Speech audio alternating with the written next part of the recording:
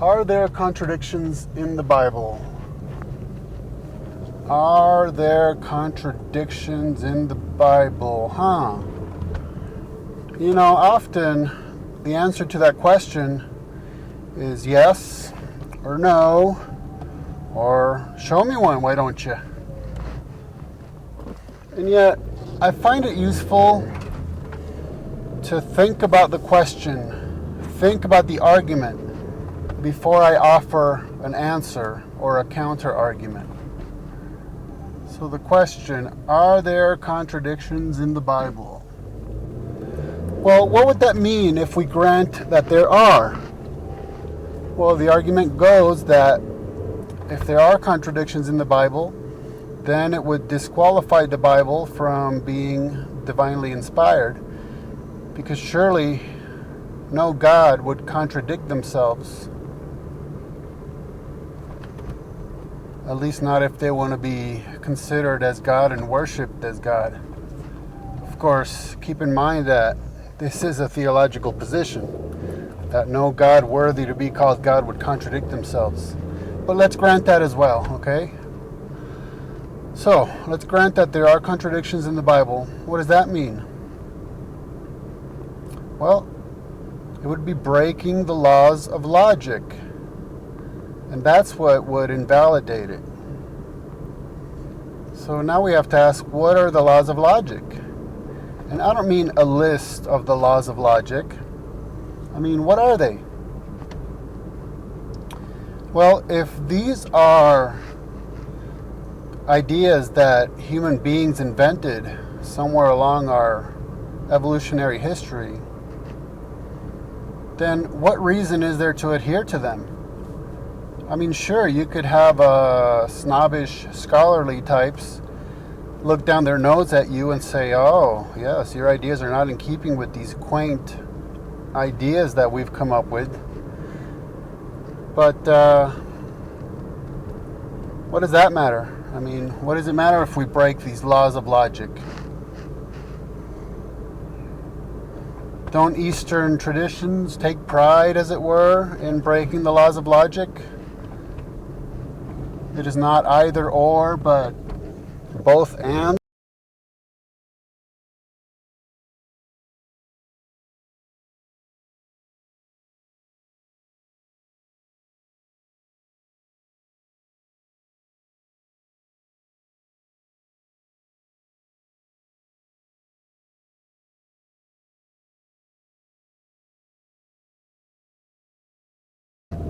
So what would it mean if we broke the laws of logic?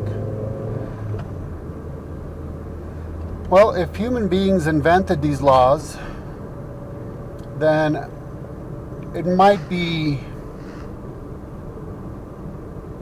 looked down upon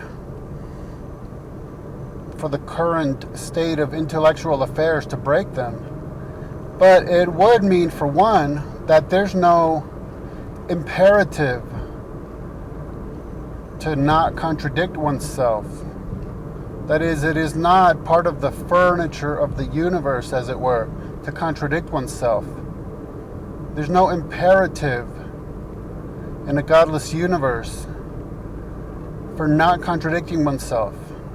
Because, see, a contradiction would mean that either one or another statement are inaccurate.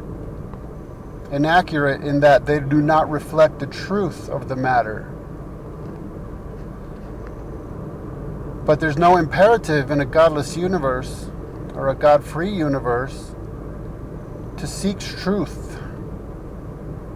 Now, it may be advantageous in certain circumstances, because one could most certainly employ ascertaining empirical truths as a Darwinian survival mechanism. But of course, one could live completely deluded and still survive.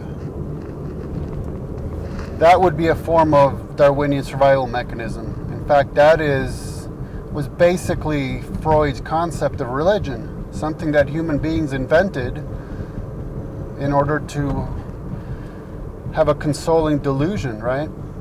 So according to Freud, one could very well survive whilst basing one's worldview upon a delusion.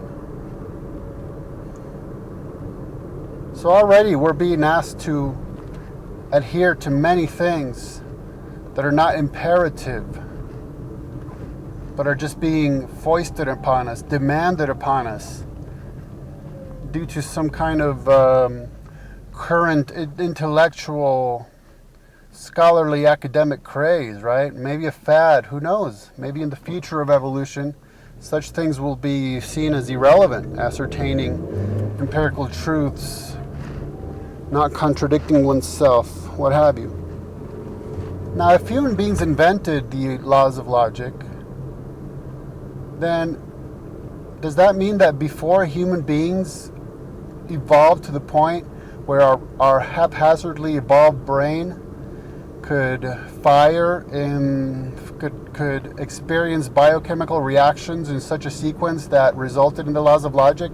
Before that happened, could it have been that the universe both existed and also did not exist at the same time and in the same relation? A sort of ginormous Schrodinger's box, I suppose. I mean, is that really what we're getting at? Well, it would seem that the laws of logic are merely what we refer to as our description of observations. After all, we do not discover the laws of logic through our senses. We cannot touch them, we cannot taste them, we cannot hear them unless someone's speaking them, and we cannot see them unless someone writes them. And when they're speaking them and writing them, they are merely expressing observation. Well, observation of what? Observation of the manner in which the universe functions. So, if we can reasonably, it seems to me, conclude that there was never a time when the universe could have existed and also not have existed at the same time and in the same relation, then it would seem reasonable to further conclude that the laws of logic are eternal. Let us consider, for example, the law of non-contradiction, which is the one I brought up about the universe. A cannot be both A and non-A at the same time and in the same relation. Now, could that law ever change? Could it ever be that something could both be something and not be something at the same time and in the same relation? We have no such experience that could ever possibly happen. Which would lead to the conclusion, a reasonable one, or so it seems to me, that the law of non-contradiction is an eternal law.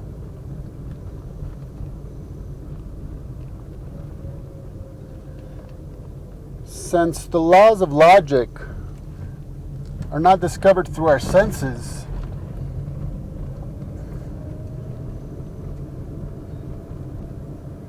they would be well described as ideas.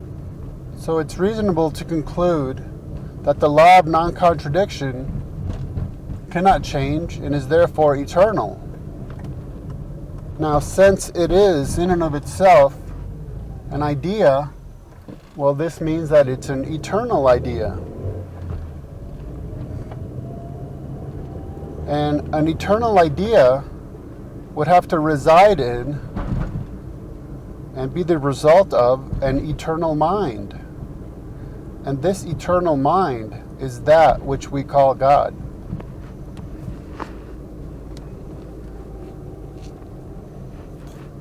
So as per usual, when people attempt to discredit the Bible by appealing to the laws of logic, such as the law of non-contradiction, they are borrowing from the Judeo-Christian worldview. They are borrowing from the biblical worldview theology. Because in a godless universe, there's nothing incumbent upon us to not contradict ourselves or to even ascertain empirical truth. Like I said, it might be a current intellectual fad, but as evolution progresses, who's to say that it'll remain as such? And who's to care anyway if it's the current intellectual fad?